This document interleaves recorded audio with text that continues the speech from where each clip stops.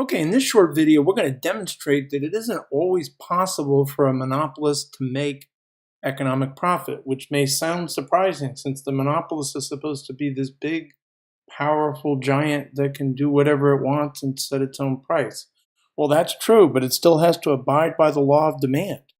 All right, so remember, the same rules are still in force, and that is the firm is still going to produce where marginal revenue equals marginal cost. So marginal cost is our green curve.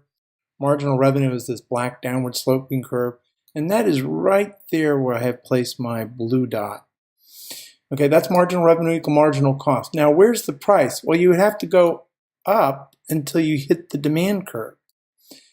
That's the red curve, labeled D. And then move over to the left, and that is a product price of $10. At how many units? 50 units. Well, how much revenue do we have? $10 times 50, that's $500. Okay, that's fine.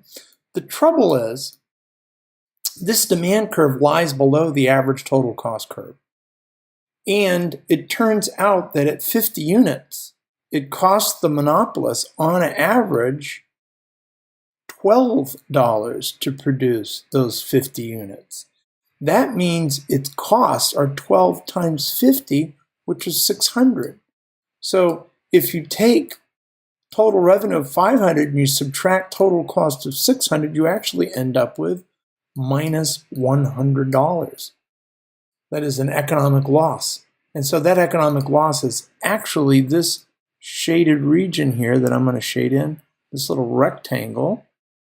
That's all of the loss that the monopolist experiences. Now, of course, this is a short-run loss. If the monopolist continued making losses like this over the long run, the monopolist would eventually exit the industry, right?